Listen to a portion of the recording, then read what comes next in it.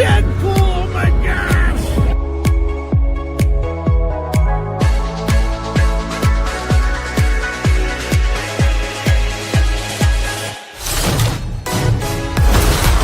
Think about women yet.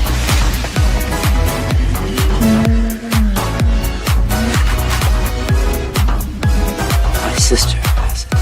Yes. It's you. I know.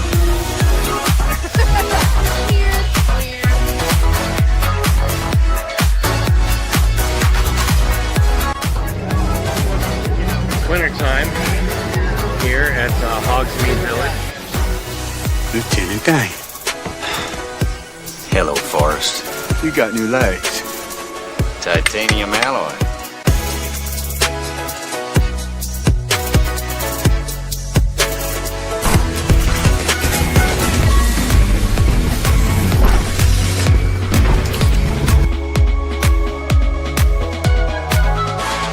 Time for my summer sizzle, cool as a cherry popsicle. No, God! No, God, please, no! No! No! No! It's happening. It's dish time. I've always wanted to do this in front of you.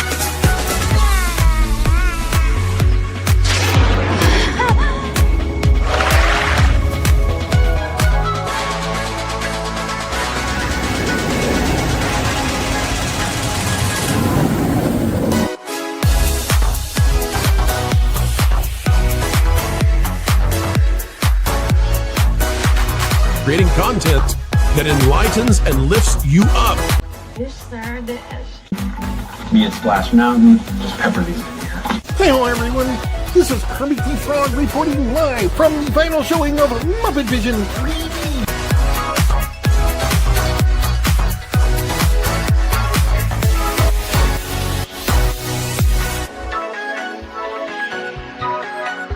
Right? God, I missed our daily dishes. Yes, indeed.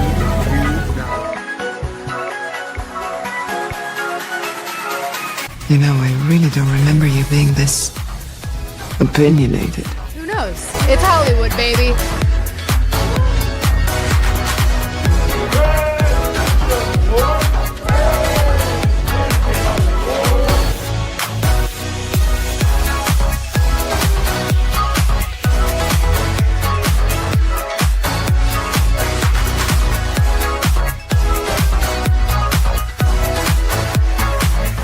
Ladies and gentlemen, it's time for the dish. Hey. So, let's dish. What do you want to dish about? Anything you guys want. This is your time. Welcome back, Fun Fam! And if you're brand new to the channel, welcome in to Follow the Bradleys Fun. This is The Dish with your host. That's me, yours truly, Ron E. Bradley. And I hope that wherever you are watching this from in the world, you are having a phenomenal day. Phenomenal Sunday afternoon. If you're here with us on the East Coast or maybe the West Coast, it's a little bit earlier in the day and you're just getting out of church, or perhaps you are, who knows where you may be. If you're, in like Germany, as some of our guests may be, it's a little later in the evening. So it's all good. So my goodness gracious, everybody's coming in. I see 21 of you fine folks watching so far. I see Mr. Fulton Mraz chimes in with, he has big news. He says, hello, Ron. I have big news today with me and my Hamilton County Special Olympics rockin' rookies.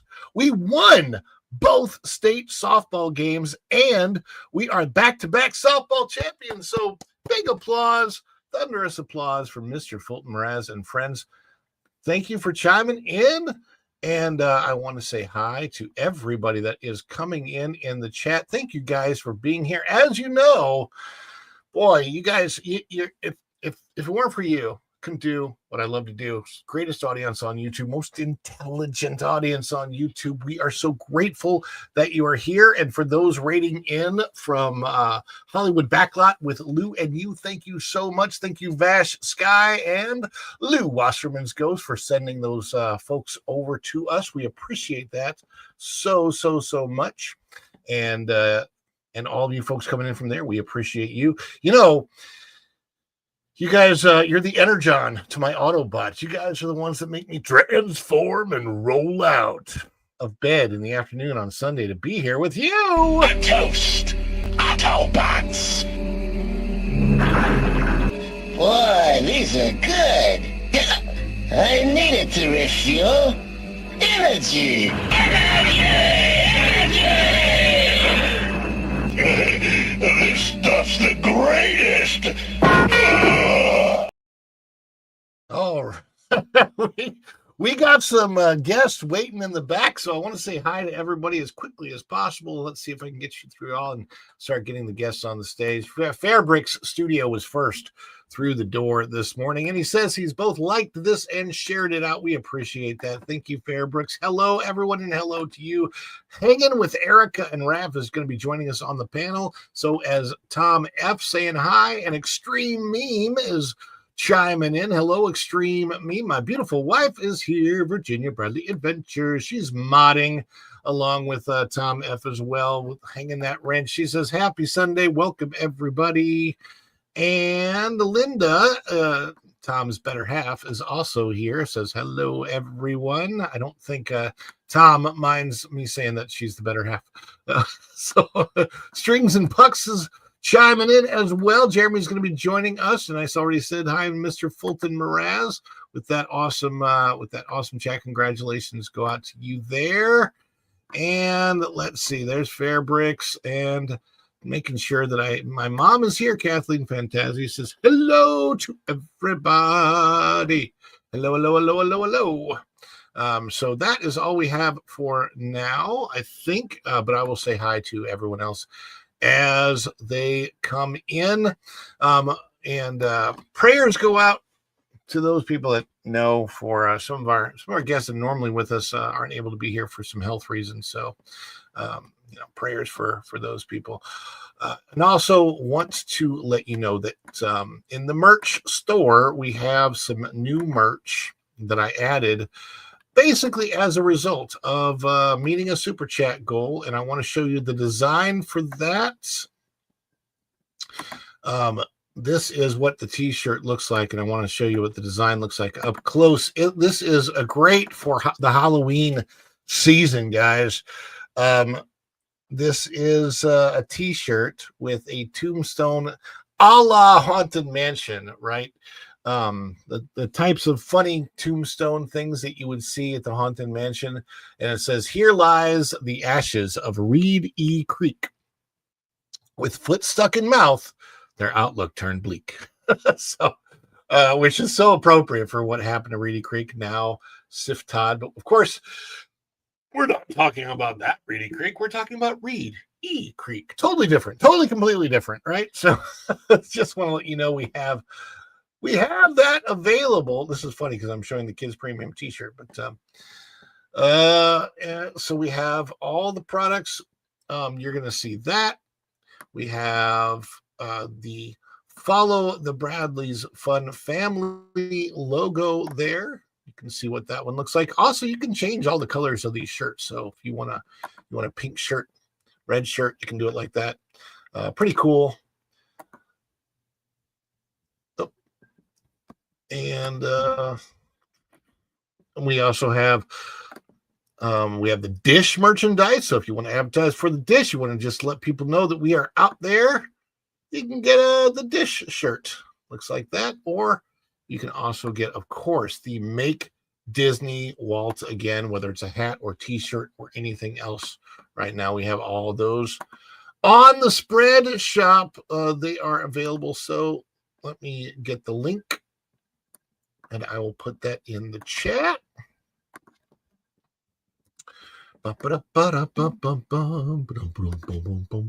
Boom. Okay.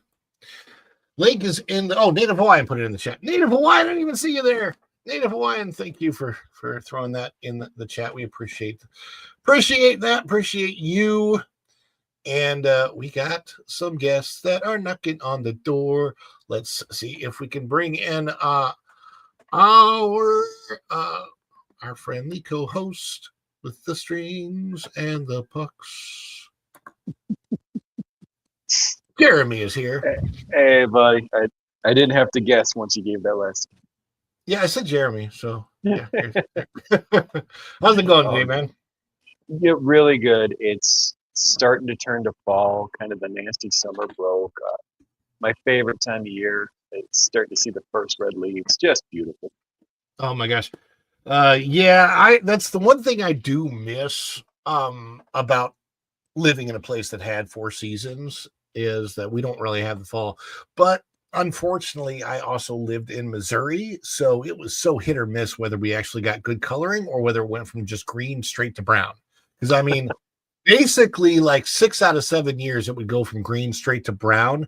And every 7th year or so, you'd actually have a really pretty fall. But when it was pretty, it was gorgeous. The rolling hills of the Ozarks, peppered with reds and yellows and purples, and just really, really pretty through there. I've always wanted to take a cruise in through New England in the fall. I just would think that would be an amazing thing to do, and go up to Maine and, and not interact with any of the governments up there because stay on the boat and look. The people are great, but the governments are awful. I don't know why they hire those people, but whatever. We have some more friends that are knocking at the door. Good afternoon, everybody.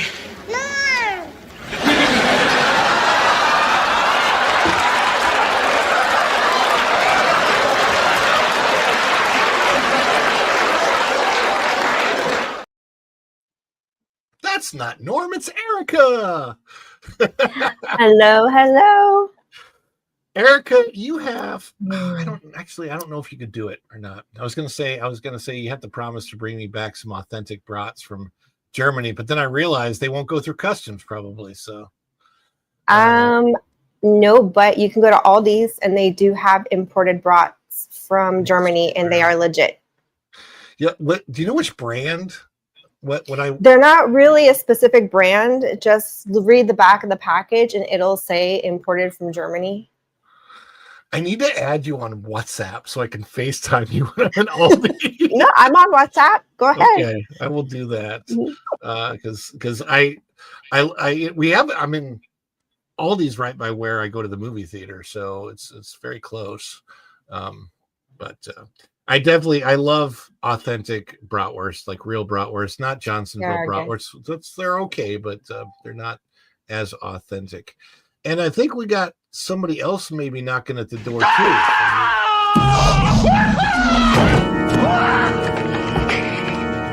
Doc, calm down, okay? Just calm down. It's me. It's Marty. No, it can't be you. I sent you back to the future. Hey, Doc, that's right, but I came back again. I came back from the future. Don't you remember last night? You fainted. I brought you home. This can't be happening. You can't be here. It doesn't make sense for you to be here. I refuse to even believe that you are here. Oh my goodness, but you are here, Tom. You are here. It's the crank with the wrench. I thought you were going to say the crank with the wrench. 96 degrees today. And that was Florida weather. Tom, you're muted. Wait. Goes. Ron's unmuted. There you go. Are we all here? Present. Past. Gifted. What my favorite my favorite what are they? I was gonna say Williams and Reed, that's not them. Key and Peele sketch is the is the substitute teacher one. Oh God. D nice. A Ron. A Ron. But it's so funny because what is he? What's the last one? And he's like, O'Shag Hennessy, Principal O'Shaughnessy. Go see Principal O'Shag Hennessy now. Oh my gosh, that one! Oh, what a classic! It's now, what is it, 8, 9 years old now? Anyway, how's everybody doing today? Everybody good, in good mood, good spirits? I'm in good Up and spirits. down. I spy something different behind Jeremy Oh, in you his do? rack. Yeah. So he knows I picked this up. Oh. Pretty Someone from colors. YouTube. Yeah, this is. Sorry, Someone Ron, I from YouTube hijacked it. traded I me seen a that new for a guitar box there. of parts. I can't help it. No, you're all good. You're good. It's a Sunday afternoon show, so I would say that more often than not, our Sunday afternoon shows are going to be a little bit more loose and hang in and just have. I mean, it's Sunday afternoon. It's the end of the weekend. You got to prepare for the new week ahead. My wife says, "Nice guitar." She has a new channel, baby. Can you share your new channel in the chat, please? It is primarily I think it's a sales channel. You can tell people what it's for exactly, but she's starting a new channel. We've got a lot of stuff in this house that we need to get rid of. Hope she's not selling you. She might be selling me, but I'm cheap. I'm like $5. Well, dude, wait, I thought you were like $4.50 and then you got change. Yeah, probably. It's definitely not worth all that much. You know, it's a great idea, Ron. I did one video of parts I was thinking of selling or trading, and my hope was to accumulate up to getting a guitar like that. Someone emails me and says, basically, I have one of those guitars. I'll give it to you right now for all those parts. And we met up yesterday, and you know, Yeah, you got lucky. it was incredible. He's near you. That's pretty good, dude. He drove 2 hours. Wow, yeah, but it's still closer than me coming from Florida. Yeah, it's slightly closer than Florida. Yep, about 20 hours. Where are you at again? I'm up there. Oh, you're in Michigan. Okay. Yeah, I'm about an hour outside of Detroit. See, if you've ever seen The Shape of Florida, there's a reason why we don't use body parts to describe where we live. Yeah. Oh, I try. No, please. It's a I fan. tell everybody, hey, look, I moved from the armpit to the lower extremities. It appear. Yeah, it's this way. It's this way. So wait, is Georgia Florida's armpit? Yeah. No. The armpit of America is New Jersey. Oh, what a dig. I can say that I'm from there. So Virginia Isus Tesoros is the name of her channel, but maybe if you can share the link. I don't know if you know how to do that. You go to your channel and click on the 3 dots to copy the link, and then you can share that in the chat since you're I'll go subscribe right now if she puts it I think Linda's trying to sell me for $2. That reminds me of the I touch want my of $2. That reminds me of the Touch of the Master's Hand poem. Anybody? It's the Touch of the Master's Hand. Does anybody know that poem? No. Okay, I'm going to remember read it from the movie. The paperboy wanted his $3. This is an amazing poem. I think it's great to share on a Sunday as appropriate. I'm going to see if I can find a good version of it that we can all see, and then I'll read it. Let me see if I can. Yeah, I think this will work. Let me share this tab. I'll put it up on the screen. Is there a test? There's no test. I hope you guys can read it, see it at home if you're watching. I love this poem. It is just it's so telling. It's just really, really wonderful. And I don't know if I can get it up a little bit larger. There you go. Yeah, so you guys should be able to see it okay, and I will read it. The touch of the master's hand was battered and scarred, and the auctioneer thought it scarcely worth his while to waste much time on the old violin, but he held it up with a smile.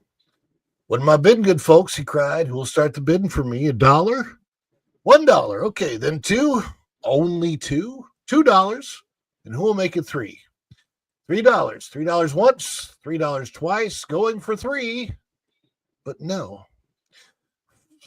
Far back from the room, far back, a gray-haired man came forward and picked up the bow. Then, wiping the dust from the old violin and tightening the loose strings, he played a melody, pure and sweet as a caroling angel sings.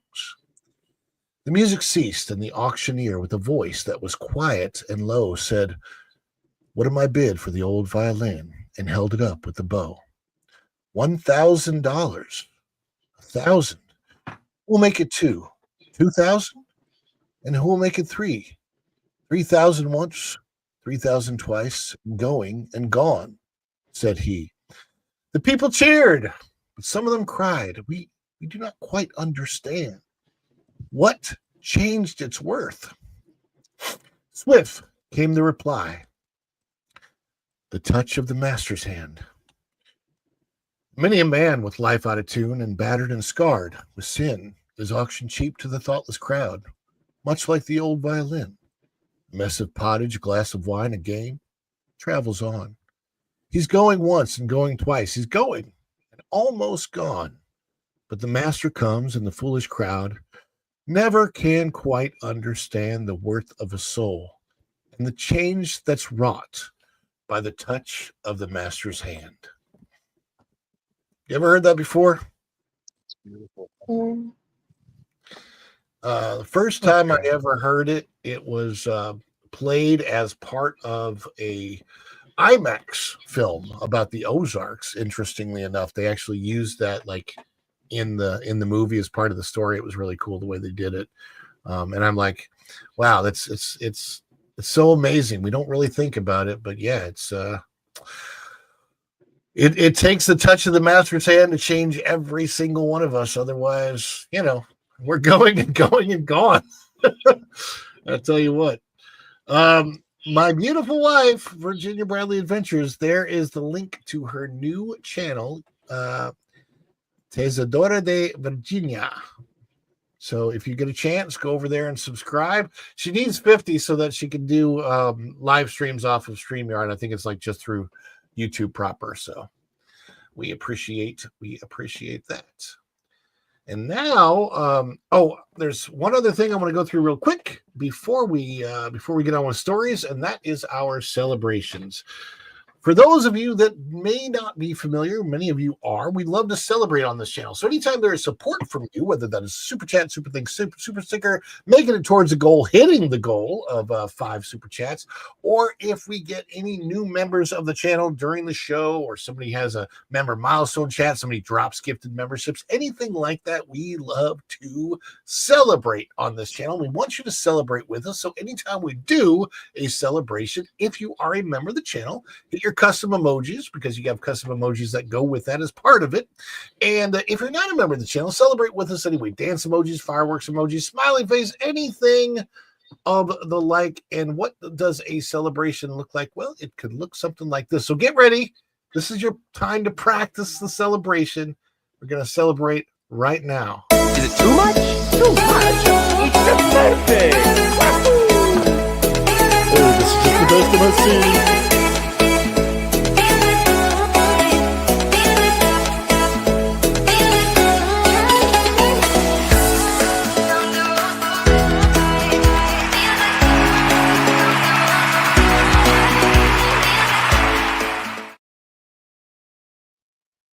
Ah, yes, indeed.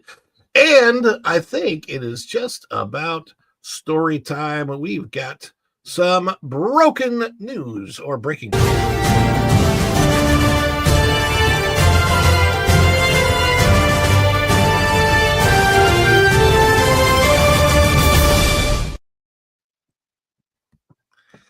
That's right. And this one is out of thatparkplace.com. Walt Disney World revives airport transportation, formerly free service. Now comes at a steep price. A story about the once magical, now not so much express. Yeah, my gosh. So there was a lot of talk of the revival of the Magical Express. This is by Cham Lee, and this is what's actually happened. Oh, there is the old. That's a picture of the old Magical Express bus and what they look like. I remember those. Picking up. Yeah, wow. That one kind of looks like a cruise ship, and they actually use those buses to take people out to the cruises. Also, and they took luggage too at that time. Luggage. You could check your luggage at your airport and have it waiting for you in your room at a Disney hotel. That's how cool the service was. And it was it was included in your price. Like you didn't pay anything extra for it. Walt Disney World has introduced a new airport transportation option reminiscent of the now retired Disney's Magical Express, but with a significant price increase, particularly since Magical Express was a free service included with your resort booking.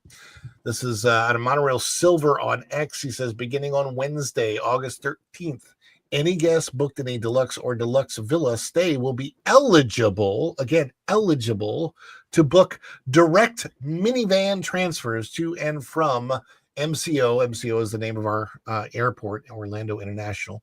It's actually, the M stands for McCarran, for those people that don't know, directly to their resort hotel. Actually, I think McCarran Airport actually started as an Army airport, Tom, do you know? Yes, I think it did.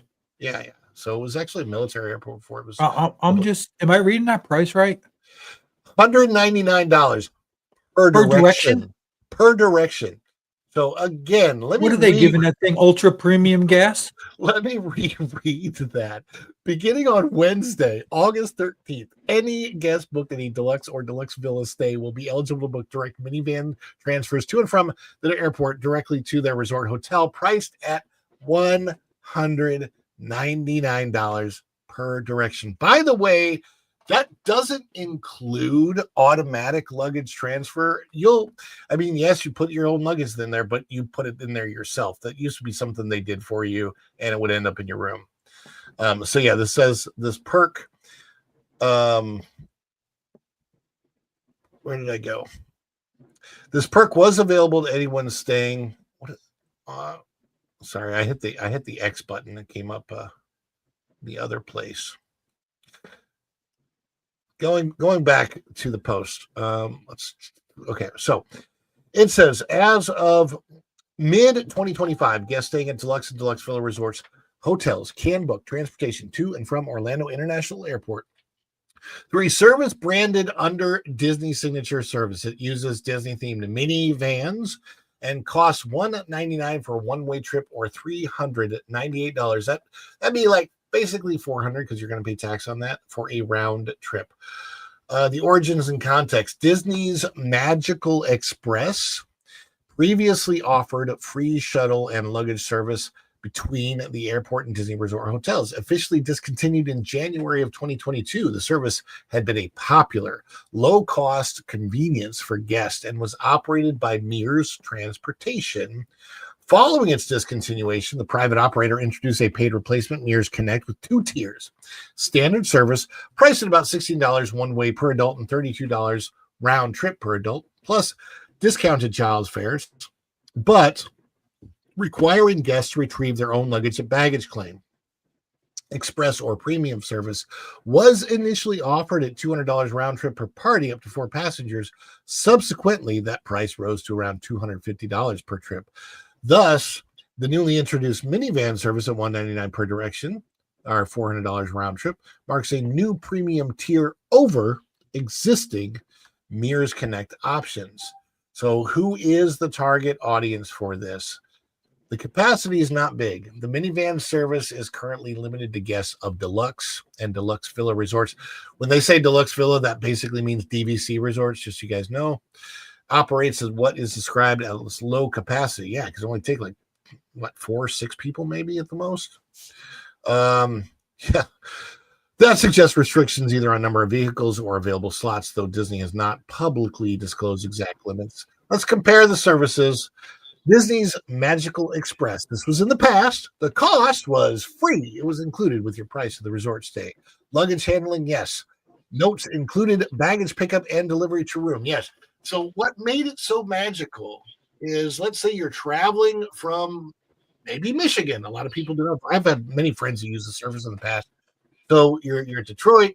You drop your bags off, and you check them in like you normally check your luggage in at the airport, but it's checked in all the way through, however many flights you have and anything else, from there all the way to your room. Your luggage is waiting for you in your room at the resort. So you get off the airplane, you pick up, you have your carry-ons, and you go straight to the Magical Express. You get on the bus, and that takes you out to your resort. And once you're there, your bags are there. I mean, I would love to know. Anybody here on the panel ever use that service? I Nope. didn't have to. Yeah, Me neither. Being in Florida, I didn't have to. How about Jeremy? Any chance you ever came down here? No, I went to Universal, and it seemed like it was so smooth through them, even in the 90s. This is really disappointing to hear what they've done to that service. Oh yeah, I mean it's ridiculous. So let's look at so Mears Connect, $16 per adult, $32 a round trip. So let's say you had 4 adults for that, $32 round trip per adult. You're going to be paying $120, $130, which is a little bit of an expense, but less. Still looking at all these options. Honestly, there's one better option, and I think we all know what it is. It's Uber or Lyft. If you're not renting a car, I used to drive Uber from the airport. Like, I'd pick people up and take them out there, and I don't think it was even $30 for the whole car for a one-way trip out there. It's not particularly expensive. I did some private trips for people, and I would charge maybe $50 one way, but it was private, and it was for everybody in the car included, and I handled their luggage and all that stuff for them. That was not even through Uber. That was just, people knew me, so it was all good. And it was a private trip, and I was very entertaining as the driver. What do you think of this service going away? I mean, not going away. I mean, Magical Express went away. What do you think of them charging $400 for the minivan service? And why do they target people that are? I mean, it's like, oh, you're already giving us money. You're staying in a deluxe resort. We'll take more of that, please. What I want to know. Yeah, I was going to go to you, Erica. I want to know your thoughts. Just rent a car. I mean, pay for your freedom. It's worth it. There's more to do than just being in the Disney bubble and having to force yourself to eat on Disney property and go shopping on Disney property. Just as someone who was kind of raised out there and frequented and had family that worked for the mouse, and now being so far away and coming home to visit, we rent a car. And even if you break even, you can't put a price on your freedom, coming and going as you please and going wherever you want to go at your beck and call, so we always rent a car. I tell everybody, just rent a car, forget Uber, forget Lyft, forget Disney transportation, just pay for your freedom to come and go as you please. It's worth it. Now, I will say this. A few years ago, Disney was trying to put people off from even renting cars by charging resort guests a nightly fee to park at the resorts. So I want to say it got up to $25 for the deluxe resorts. Mm-hmm. So you'd be paying $800 a night for the resort, $25 a night to park. They did axe that, which is one little tiny good gem that you get to park at the resort overnight for free as long as you're a registered guest. So if you do rent a car, you can park there for free. And I believe if you are staying on property at the resorts, your parking at the parks is also included in your ticket price. Mm-hmm. Yeah. If you're staying on property. You can barely hear. Can you guys hear me okay? Yeah, yep. I can hear you fine. All right, I'm going to do a sound check real quick over here. 1, 2, 3, 4, 5. Yeah, I can hear me okay. Mom, turn your sound up. Maybe that'll help. I don't know. Check your batteries. I don't know. But yeah, I should be all right. Anyhow, my thought is simply this. again, Disney is not only cheaping out by not having the Magical Express, but I understand the privacy of a minivan ride. That's actually a pretty decent thing, but the amount of money, I mean, I'm wondering how much they pay their drivers.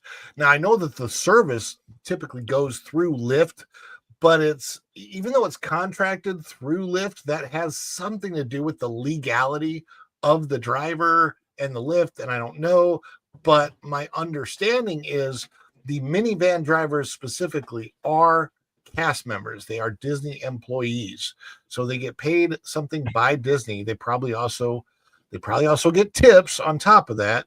Do they have to have a limo license? I mean, that's what I don't know. Like, I don't know how that works. When I was a Lyft driver, I had to be checked out through Lyft, but I mean, there was minimal background checks, and they did happen.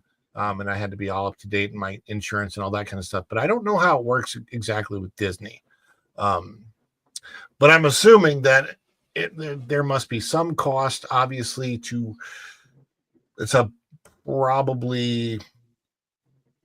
it's not that far to go back and forth to the airport, but as far as clock time as the employee, you're probably looking at 2 hours round trip. Not because it takes 2 hours, but I'm just on the clock hours. It's that kind of a thing. So there's a cost to it for sure, but $400 round trip. I think what Erica said makes the most sense. Just rent a car and Rent the car. Even with the tolls, it's not that bad. It's not. I mean, $400 round trip. That's a new guitar, right, Jeremy? Some of them, yeah. See, I like his perspective. I mean, honestly, that's how much you're going to spend for a rental, anyways, and then you get your freedom on top of that. Freedom. You can actually get a rental cheaper. I mean, think about it. Let's say somebody just goes for a long weekend. Yeah, exactly. A rental ain't going to cost you nowhere near that. No, it's not. I mean, they have deals. Oh no, my gosh! Budget, thrifty, dollar. Yeah. Sometimes Enterprise is like as much as $32 a day or $25 a day. Granted, there's taxes and stuff on the end of that, but we always go through like thrifty or dollar. Those are like the two we go between. I used to like to go to pick you up. It hurts to rent. It hurts. Now, there's also a little secret here. We found out, because we're overseas and we have a German driver's license, that when we rent cars, we can rent them tax-free because we're booking from overseas. Yeah, so that's a little tidbit for military. If you're overseas, there are websites you can book through based out of like the UK or other countries. As long as you have an international driver's license from that country, when you go to pick up the car, you're not charged taxes. And that saves you a bundle. And they do accept your international car insurance too. So like our insurance out here in Germany, so you don't have to pay the extra for the car insurance through their car rental place, because that could be more expensive than the rental itself sometimes. Yeah. Well, either way, just to make sure that you know what you're doing, know where you're going, hopefully not pay that much, maybe get a rental car, and don't end up at the wrong park if you wanted to be at Magic Kingdom. So I think what happened is I went to Epcot. You can go around the whole world, and I had a couple in the Germany section, and I thought I went to China. Anyway, I'm a knucklehead. Don't do that. Don't do that. On to our next story, and this is the story that bears the title of the video. It's about your current visits to Walt Disney World. It will probably be disappointing. Lowered expectations.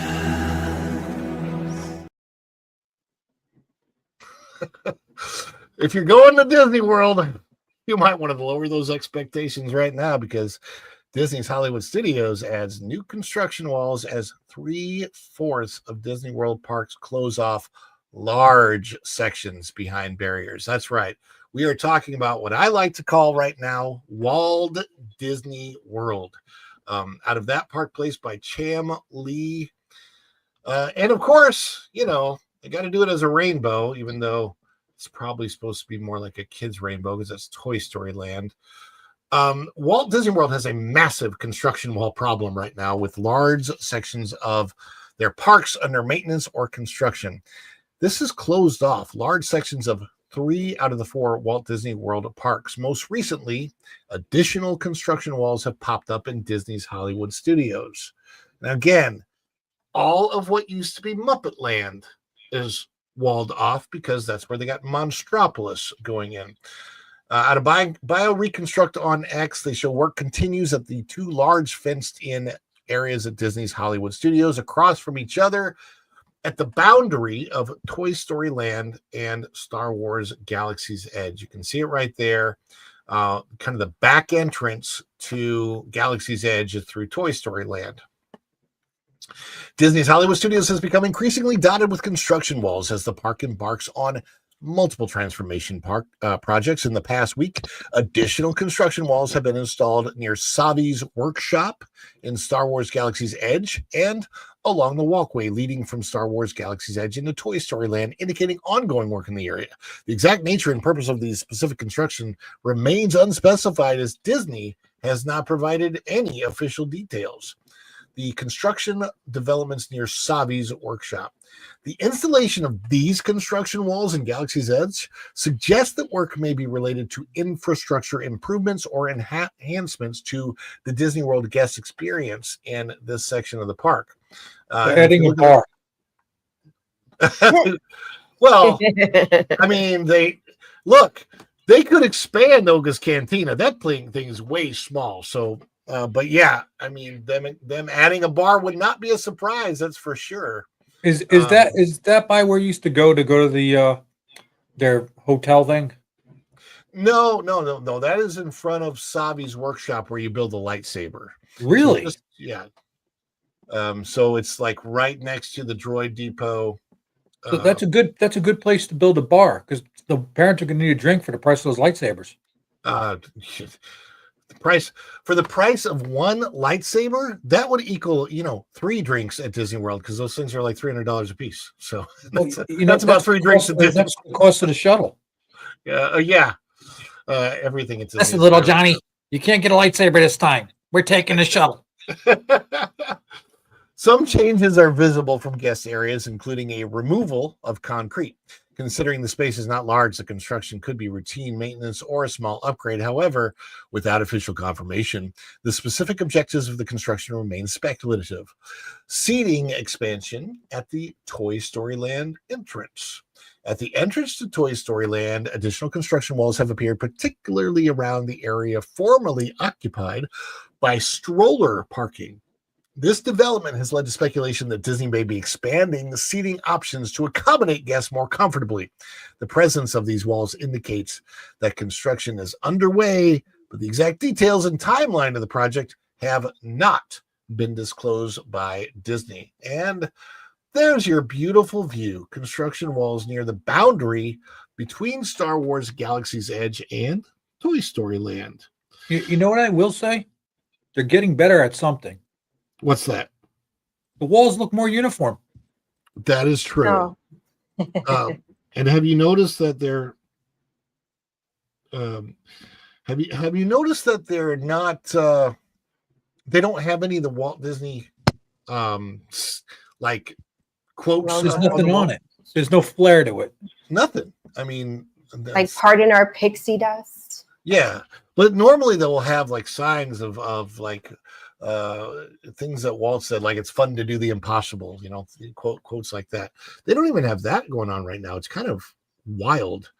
And the one that I've seen at Animal Kingdom has the one that I've seen at Animal Kingdom has the concept art, right, for what's going to be the Tropical Americas land.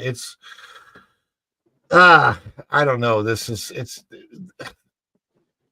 It just bothered. It's not the Disney that it used to be. That's all there is to it. Previously, in October 2024, Disney had announced an expansion project for Woody's Lunchbox, aiming to increase seating capacity. At that time, the entire seating area was closed to guests as crews worked on installing new concrete throughout the space. A temporary seating setup was arranged at the entrance to Star Wars Galaxy's Edge, offering tables with umbrellas to provide guests with an alternative during closure. This bothers me too, because honestly, it's so hot at Woody's. Do you know what they serve at Woody's Lunchbox, guys? Does anybody know what they serve there? Sliced off Woody? Toasted cheese sandwiches. Outdoors in 96 degrees weather. From what I've heard, they're actually really good toasted cheese sandwiches, but the only time that I would ever order something like that would have to be on one of those rare 55-degree days if I happened to be there in January and it was slow and it was cold. But no, I'd eat that in the middle, in the first thing in the morning. I would. Grilled cheese sandwich. But I just think a grilled, heavy food in 90-degree weather, it's just not. I can't do that. It's not my thing. Oh, come on. Oh, we're the same way though. Like we graze, eat really light, and then we will eat at a restaurant where it's air conditioned by about 4 p.m. and make it a heavy meal, and then graze in the evening. So we're only eating one big meal a day whenever we go theme parking. I can't use the term graze. It makes me feel like a cattle.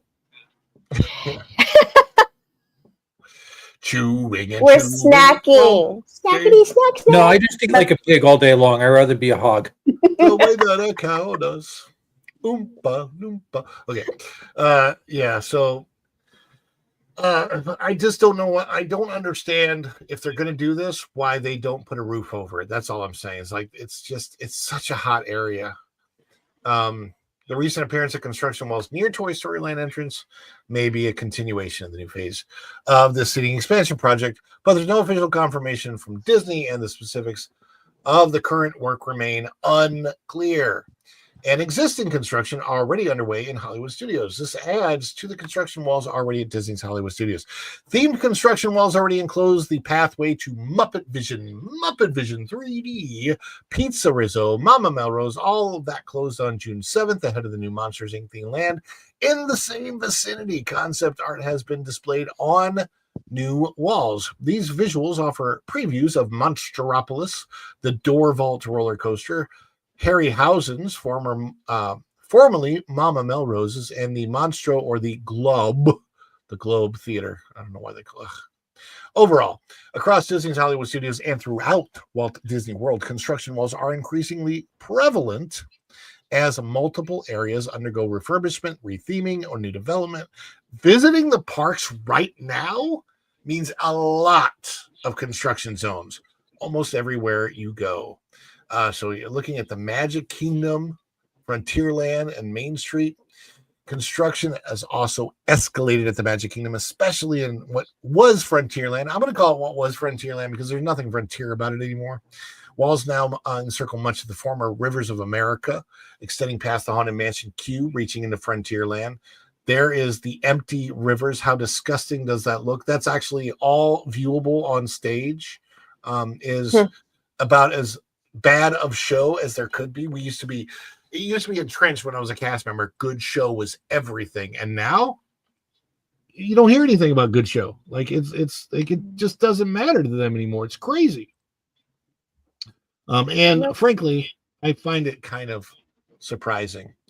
But yeah, so there's Tom Sawyer Island, Liberty Square Riverboat. They all closed. Preparations for Cars themed Piston Peak National Park development are underway.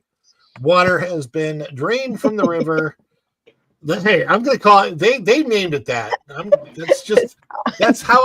That's how I pronounce the word Piston Peak. It seems appropriate. Water has been drained from the river, and the props from Tom Sawyer Island are being tagged for removal. And then there's Animal Kingdom, Dino Land USA reimagining. I hate that word. It's not reimagining. They're tearing down Dino Land, and they imagine something completely different. It's not reimagining anything. Phase 1 of construction to transform Dino They're Land reimagining making money. Yeah, they're going to have to do that for a while. Into new tropical America's theme land has begun. Walls now surround Dino-Rama attractions. The Boneyard play area closed this week, which we'll be covering next in the next story, with construction walls going up near the entrance to Dino Land. The dinosaur attraction will be staying open through 2025. And I just put a story, I just sent Marvin a story on that for that Park Place today. The backstage areas adjacent to Dino Land been cleared. Crews removing all the walls, separating the land from the backstage zones. It's just construction. Would any of you want to pay to go to Walt Disney World under the conditions that it's in right now? No, it's not worth it. There's too much closed. It looks ugly, and at the cost, it just. I'd rather go to Universal or SeaWorld or just do a beach vacation. I mean, there's a lot of other options right now. You used to be like a Walt Disney World aficionado, right? You used to love it. Is that correct, Eric? Mm-hmm. Oh, more than aficionado. Like, we were there all the time.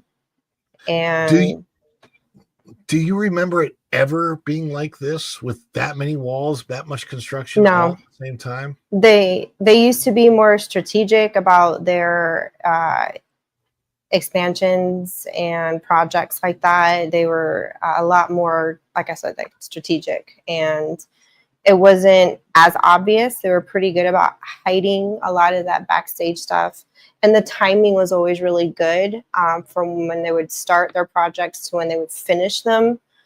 It used to not take so long to get something finished and put out there. But it just seems like I'm not going to say since the pandemic, I'd say maybe a few years before the pandemic, things just kind of started. Since Harry Potter, I would say around when Harry Potter opened up at Universal was when things really, I think, started to shake up at Disney, and you kind of started to see, I guess, like the freak out and the reaction, and Disney just has not been able to kind of calm themselves down and make, good decisions. They've just been in this boom, hurry, hurry, hurry. They've been reactionary instead of just kind of hold on. We're not going to get excited here. We're going to do what they're just, I don't know. They, the attitude has changed. I agree tremendously. I mean, Jeremy, I'm sure you grew up with a lot of Disney stuff, right? Like, it was a brand name that people relied on, could count on, could trust. You think of the 90s, think of Aladdin, Beauty and the Beast, The Lion King, The Little Mermaid, and then the stuff that they were doing at Disney World. They opened MGM Studios. They opened the Animal Kingdom. They had 4 thriving parks at Walt Disney World that people could trust. And everybody, I think, was it you that mentioned before getting like the either the CD-ROM or the DVD about like planning?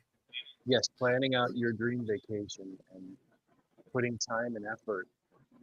I think I grew up in this kind of second spoiled age of Disney where there were new properties and IPs every couple of years. Aladdin was a breakthrough. Little Mermaid was a breakthrough. I just watched the intro to Kung Fu Panda 4, and it's panning through Shrek and Madagascar. It just shows all their characters on the screen. And I'm trying to figure out when Disney has had a recent IP breakthrough of something new that would excite you to want to be part of the park. Instead, I just don't see an excitement about anything new.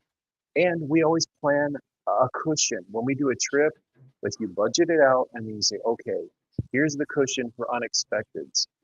I'm terrified of what the unexpecteds at Disney are. It feels like you could spend an extra $1,000 just on trying to get on rides and things you didn't expect. Yeah, that's an excellent point, because if you plan a Disney vacation just 10 years ago, like literally just 10 years ago, and you went, okay, $5,000, $6,000, $7,000, $8,000, whatever, you know what you're going to get. You've got your dining plan that's taken care of. It's built into your package, so you figured that out. And you got your resort stays. You paid for all of your tickets and Blizzard Beach and all that. And now you're putting in for your free fast passes. Where are we going to go with those? Planning those out, and they're free. They're included with the price. And you're planning on your Magical Express, and that's included with the price. And you're in the Disney bubble, so all your transportation in there is included in the price. I mean, it used to be a one-stop shop, and it made a difference, and they called it the Disney difference. You didn't have to worry about if there was a construction project or a refurbishment going on. They actually let you know about it. They would email you or even sometimes send you snail mail. Hey, this is going to be happening during your trip. We just want to let you know in case you want to plan around that or anything else. Now there's so much that how are they going to do that? By the way, when you come here, 3 out of the 4 parks are basically down. The Magic Kingdom, our flagship prop, we've destroyed Frontierland in case you wanted to relax around the rivers of America. I mean, like, how do they even word that if they wanted to tell you? It's so not the same as it used to be. What 40s Mandalorian says, this is what happens when you make the message more important than the magic. Yeah, go woke, go broke. They're saying it, and the parks just aren't that busy, which is, I guess, that's the good thing. But yeah, so go and Shogi popped in afternoon. Go and Shogi popping in here. I know, Tom, you are probably not going to Disney now. When was the last time that you visited Disney? Once they opened up back again after they briefly closed for that pandemic. And they started issuing all the make reservations and all the other crap. So, and they cut everything back to nothing. And yeah. So 2021, 2022, and you haven't really been back. I mean, I've been to the Springs, but I don't consider that Disney proper. No, that's not a park. I mean, that's not the same. That's just a shopping district. So, but I mean, I know you're going to Universal. I know you're going to SeaWorld because we met up there. Yep. and there are alternatives. And alternatives. We should plan like we talked about. Deezerland. There's so many different alternatives. Bunch of different things. Space Center. And while there are other construction zones and stuff like that in Orlando, and you're going to see there's construction. When we were at Universal yesterday, I didn't even notice it, but I mean, apparently they're taking down the rock. What's their thing called? Not the Rock and Roller Coaster, the Hollywood Rip Ride Rocket. Rip Ride Rocket. It's basically down. They did it quick. Well, I saw the hump thing is still up there, but when we were there, I didn't notice any real difference, even if it's behind construction walls. Or, in other words, the planning is well done. Like Erica said, like Jeremy said, they used to plan well at Disney for temporary closures. And even when you did see a construction wall, at least there was something from Disney himself, Walt himself, that inspired you. Oh, we're looking towards, there's going to be a great, big, beautiful tomorrow, or it's fun to do the impossible, or some little quote like that. And we saw the pictures of these construction walls, and they're just bland and boring. And, they're throwing them up fast, and that's exactly what they look like. Throw up. So it's sad to see. It's the length of time that it's taking them now just to add one thing, when you have your competitor down the street that built an entire theme park in almost half the time it took you to throw up one roller coaster. Exactly. And one roller coaster you already knew how to put up to begin with. It's not like they already had the blueprint. It's not like they were trying to figure it out from scratch. Well, it's there, and there's been delays with everything. Galaxy's Edge was delayed. They opened Galaxy's Edge without the flagship ride. There's just been mistake after mistake after mistake. The point we're trying to make here is, once again, if you're going to Disney now, we call it Walled Disney World. There's construction walls everywhere. You're going to pay a much higher price, but just make sure that you go with lowered expectations.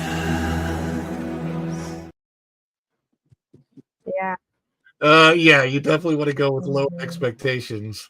You know, oh, we got some new people. I see people popping in. Let me see. We've got Lucis. Well, first of all, I saw Go and Shogi popped in. It said afternoon. 40s Mandalorian. Timu Disney. I would agree. Timu Disney. Lucis, not the Triste, says, I know 5 related families that are spending weeks there right now, and I can't imagine how it could be worth it. A couple sent us a photo of them with Goofy. Seriously, well, you know, I mean, they're going for Goofy. They're going to get Goofy. So there you go. I'm not touching Harry Mark. I'm just not saying it. Well, you know, Mickey Mouse was seeing a divorce lawyer. You heard about this one? Oh, Tom. We don't want that. Not that joke. Not that joke. You know what's funny about that joke? You and Goofy? Tom? You know what's funny about that joke? Hey, I heard that one. Yeah, I changed it. I made it PG. All right, but here is 13. the thing about that particular joke.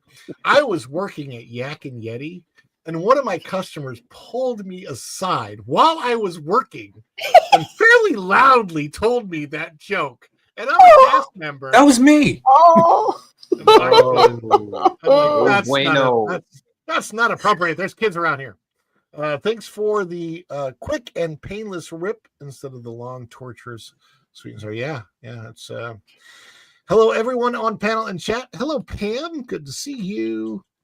You said it, Jeremy. Man, they used to bring excitement. And the upcoming projects at Universal are very exciting. And at Disney, I don't know, it's not quite the same. Long Rua says, meanwhile, the wall for Rip Ride Rocket have poster lore and a hint for what the next one will be. I'm wondering, I'm so excited for whatever that's going to be. Supposedly maybe Ghostbusters, or maybe it's Fast and Furious, or Escape from Jaws, the roller coaster. That would be interesting, right? That would be cool. Escape from Jaws. Yeah. Everybody's saying howdy to Wait, Jaws. is that going to be Ocean Jaws or the guy from like 007? 007? Yeah. Could be either. That would have been great. Right? That would be funny. And all the kids are going, who? What is this guy talking about? He was in Happy Gilmore. He's still right. And I want to have, just for a miniature break here real quick, let's do just a mini celebration of everybody that's here and popping into the chat. Thank you guys for being here. Please celebrate with us, because we celebrate all of you.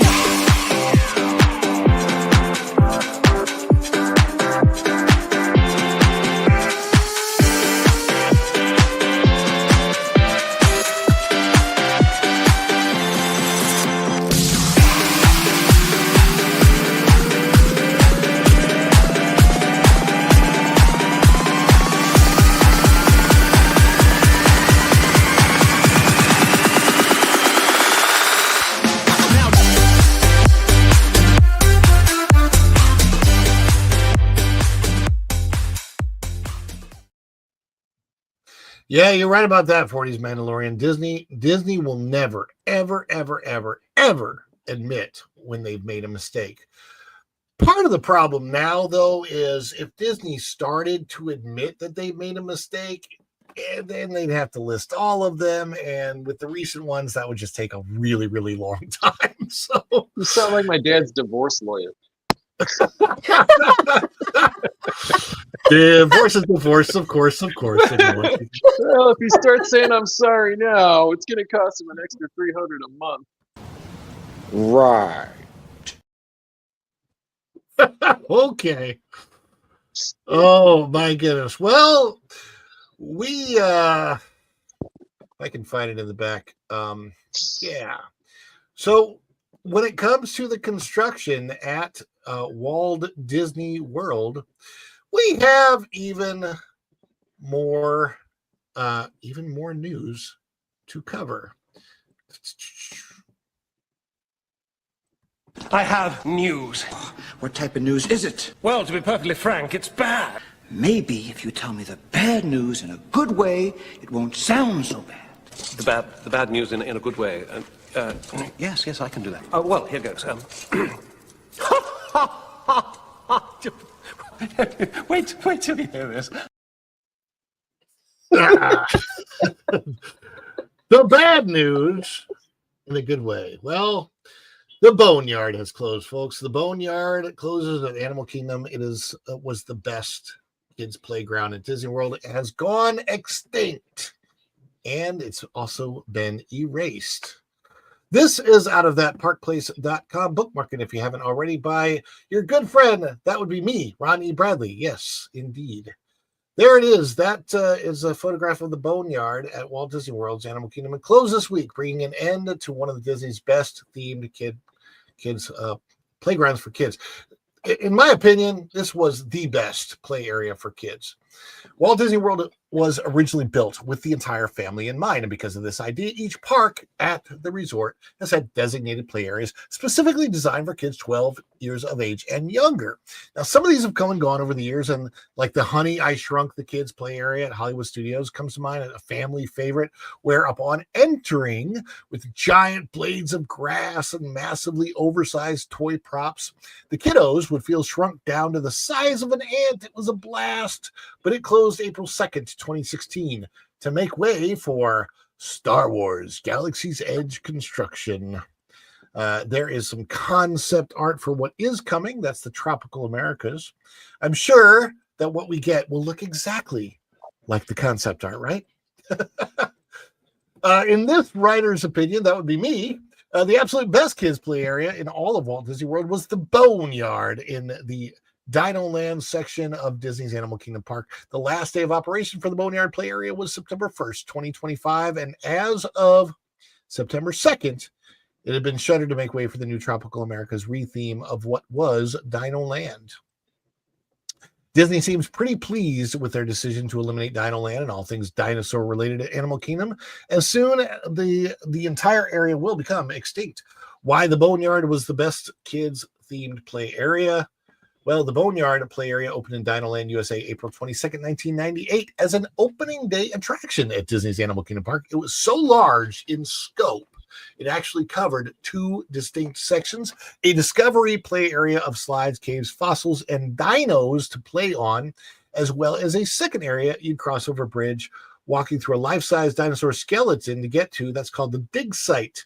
And the dig site, kids can use plastic implements provided at the site to dig through sand and discover fossils with oversight provided by cast members. The littles could get in their playtime under this well-shaded area, while parents could sit and relax and enjoy a moment of downtime in their long theme park day.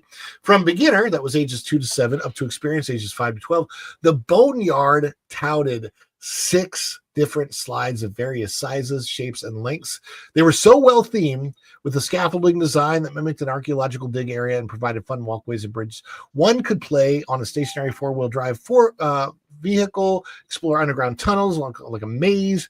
And in my own experience, we personally spent countless hours there as a family having first experience of playground all the way back in 2006.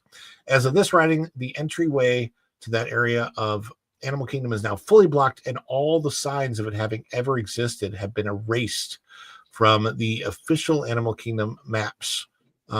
This is what is coming. It's this one I want to emphasize. I want to emphasize this part. Even with all this construction, Disney has raised prices. The price of a one-day single admission in 2023, with everything operating at Animal Kingdom, was as low as $109. Today, you're going to pay $139 to $169 for a single day adult admission to Animal Kingdom Park. That's kids ages 10 and up, by the way, because they charge adults. If you're 10 and over, they charge you the adult admission. And while other parks stay open to 11 p.m. and sometimes later with after hours and late admission for deluxe guest resorts, Animal Kingdom closes at 6 p.m. on most days. You're getting far less and you're paying more for that. I want to ask my guests, have any of you been to the Boneyard with kids, maybe your own kids or grab the neighbor's kids? Probably not, but like nieces, nephews, anybody. Erica, you were shaking your head. Yeah, we got to go to the preview of the park many moons ago. Oh, wow. And yeah, I have some pictures, not a whole not a whole bunch of pictures, but I was 17 and I have a younger sister, so I remember us being in the boneyard playing in that area, and it was really cool. And my boys played there too a little bit when we would go visit the parks. Yeah. I mean, this was the area. We filmed. I wasn't sure when this was going to close down because of when they announced Tropical America's coming. So we went there in April 2024, filmed a very long vlog, spent a lot of time in the area. We've been there since. These are some of the videos, but just check out the scaffolding that you could climb on, and they had all of these. I mean, this is an amazing, huge, well-themed play area that they are tearing down at this very moment. And supposedly there is some type of new play area that's going to be there, but I can't imagine it being anything close to this. Plus, I think that they could have kept this area part of the Tropical Americas and just added it as like continuing some type of an homage to the fact that Dinosaur was there. I mean, you check out the slides. They're amazing. There's my kiddo coming out the slide. It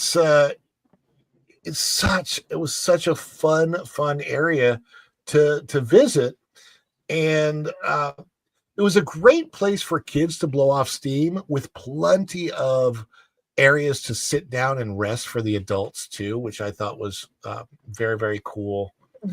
I don't know what I'm saying here. Obviously that's me. But you can see the whole boneyard area. I'm probably describing it for the vlog, but if you look at, I mean, what is that thing? It's got three levels to it, and you can see all of the different slide entrances. There's a really, really big, long corkscrew slide, and the whole thing is just, I mean, and I will say this too. You can see the slides. The bigger slides, if you were in there with kids, obviously they would let you go down as an adult, and that was pretty fun too, because they could actually accommodate adult size in some of those. This is really cool too, where you walk over to the other side. You actually walk through a whole dinosaur bone setup over to this other side, and this is the dig site, which if you look down, they had this whole area where you could see the kids digging for bones down there. And I mean, there were times when we could spend easily hour and a half there. The parents get a really nice break. The kids have something fun to do, because a lot of times, especially if they're younger kiddos, they can't get on all of the adult rides with you. So sometimes they're doing the parent swap thing. This place was amazing. Tom, did you ever have anybody that you took to the boneyard, and any kiddos in your family or anything like that? Not that I recall. No. I don't think we got to do that with the grandchild, but we did more Magic Kingdom. Yeah.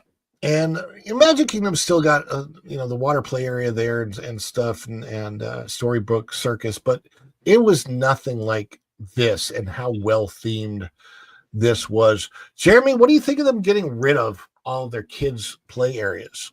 The first thing I thought of when I saw you and you talking about your kids being there, is that the kind of place where when mom and dad were sitting, taking a break, one of us would yell down, watch me go down the slide.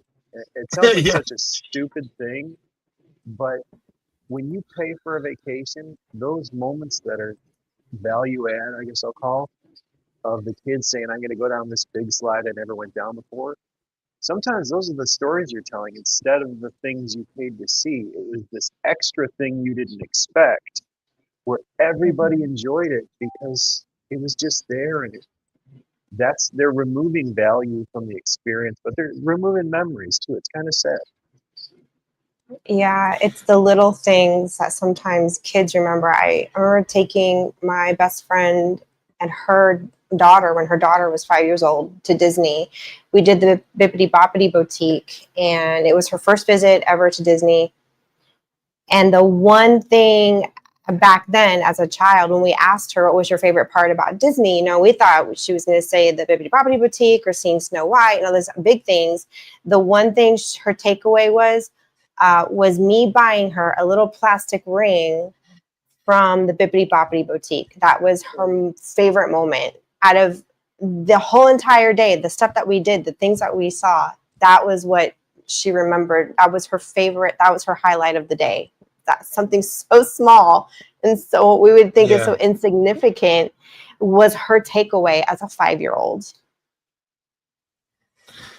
I mean, I think that just for the purpose of balance in these parks, these kids' play areas are so necessary. Tom and I, we were over at Universal yesterday, and we saw DreamWorks Land. They have, it's not even quite this extensive, but they have the Shrek's swamp area, the play area over there. But DreamWorks Land itself is huge, and DreamWorks Land is a whole section of the Universal Park that is all geared towards the 12 and under crowd. So the fact that Universal is doing more of that for kids while Disney is taking it away is kind of surprising to me, because I always felt like in the past that Disney was the company that really aimed towards, you know, the whole family having the opportunity to experience something from, you know, age 1 all the way up. And but you now hit the keyword. Used to be. Yeah, it used to be. They were about the experience once upon a time. Now they're taking that away. And there was something else I was going to say. I forgot. Well, I mean, long row. We did that yesterday. Playing with that yesterday. That was funny yesterday. It's so yeah, we were there. There was a group of us. Marvin Montanero was there. Some friends, all you know, YouTube people, and we had a blast. We did the Budweiser thing. We had really good visit. So Budweiser. It's funny because the kids don't get it, but as an adult, it's just fun to play with because you got the 3 different spaces, and it's one of those if you know, you know type of things. But you're right, long row right here. Now the only way for the kids to play around with dinosaurs is Camp Jurassic in Islands of Adventure. Now, I just wrote another article. It should be up soon on that park place, and it's about the closure of Dinosaur. And I talk about the fact that all of the dinosaurs at Disney World will be completely extinct in February 2nd. That's when everything closes. There will be no more Dino Land, and basically anything that was representative of any dinosaurs in all of Walt Disney World will be gone. So if you want to play with dinosaurs, you got dinosaur fans in your family, it's all over at Islands of Adventure now, and maybe possibly coming to Epic Universe, because one of the things that I've been hearing discussed about, there's what are there, like at least 4 different expansion paths that we know of, Tom, at Epic. Yeah. So I think there's at least 4. Jurassic is one of the properties that's been discussed as the possibility of that expanding over into Epic Universe. So there's more to come. And I mean, I like it. I like the idea that if you're a fan of dinosaurs, you're going to Universal and not Disney anymore. And, you know. That's the point I was going to make earlier was I feel like Disney's removing those play areas because they'd rather you be focused on the rides, which means a lightning lane purchasing. Yeah. So there's manipulation there on their part to suck more money out of you. You're not. It's all any of these parks are when it breaks down to it. But the way Disney is now going about it is just flat out ridiculous. They're spiting themselves. They're not even hiding it is the thing either. They're not even trying to be discreet. They're just, we're going to rip this out. And we're building all these other like e-ticket attractions that you're going to need a virtual queue for. Oops, sorry, that's not guaranteed. So why don't you just buy the lightning lane, you know? and suck more money out of people. It really is. I mean, that is why they got rid of Tom Sawyer's Island. That, and that they hate anything Americana, and they know that they can slap a lightning lane with a price on the cars, attractions, and anything that they do in Villains Land. But they're still giving us less. There's even if they didn't have lightning lane attached to them, I still think that they're lesser than anything that they've done in the past. Going Shogi says Universal is being smart with taking your money. Disney is highway robbery, and you're not wrong. It's funny, Linda, because you'll see it when you read it. I mentioned Groundhog Day in my That's my wife. Yes. I'm amazed she kept that PG. Good job, Linda. Thank you for keeping it PG. Disney repeats their horrible decisions over and over and over and over. But one thing that's not horrible is our audience. We love you guys. And like I said, we have a shorter show today because Sunday afternoon, I can never tell whether it's going to be a long show or a short show. Kind of depends on the things that I need to get done to prepare. Depends if you have to put a wall up or not. I know. I got to put a wall, right? But we want to celebrate all of you with our good friend Culture Fair.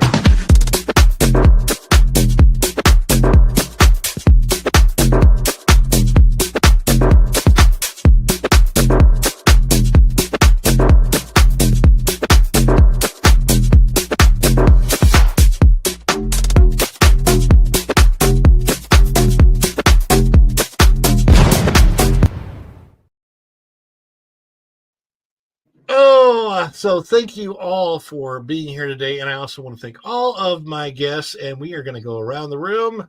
Jeremy, where can the folks find you, and what are you up to? So head to the Strings and Pucks YouTube channel. I'm putting up 2 to 3 live song performances each week. My acoustic coffee shop, telling some stories, but really it's become a lot more focused on the live music performances and then guitar gear reviews. So please head to the YouTube channel. There you go. So somebody could get that up on, if one of my mods can get that up on the chat, Strings and Pucks YouTube channel. Go there. I can't. I was going to ask if there was a website that they could go to. Yes, stutteringguitarist.com too. All right, stutteringguitarist.com. I think I asked that in the most appropriate way by completely stuttering over it myself. It's beautiful. Yeah, right? And Tom, I know you're wrenching. What else are you up to? Watching rockets launch. Plan on causing some trouble with Jeremy with some guitars, right, man? We're going to do that. That's right, baby. And I appear on Lorena and Dad Man Walking, and eventually maybe I'll get something going on my own channel and do some stuff. So very cool. That is Tom. So subscribe to Tom F's channel and Erica. There we go. Check out our friend Tom F's channel for epic rocket launches and cute doggos. Ruff, ruff. There you go. There's the link for Tom F. Erica from Hanging with Erica and Raph, who has the best background on all of YouTube. What's up to? Well, for now, just stream hopping between, here, T3PO, Lorena, Dadman Walking, Sam, Wolf, Life of a Military Wife. We do podcasts together, talking about survival of being military wives. And I do have videos up from last year of Halloween and my decorating. I know people are asking about this year. It's a little tricky this year. We're hoping maybe to be moving sooner than later. So a lot of stuff is just kind of in limbo. I'm kind of not in decorating mode because we're trying to figure out if we could very well be moving soon, I hope, but I don't know. There's a lot up in the air, and it's kind of throwing a wrench no pun intended, in yeah, in our any YouTube stuff. So it just mentally, our headspace is kind of there, not here. But but I'm stream hopping. You can find me on streams. She is stream hopping. I believe that'll get you through the night. My horrible singing. I have, thank you, Gwen. So, yeah, we got the merchandise. I showed you that earlier. Follow Bradley's Fun. Check it out. And if you are a member of the channel, we will do our best to notify you in a members-only chat on the community tab of when the sales are coming up, and got the new merch on that.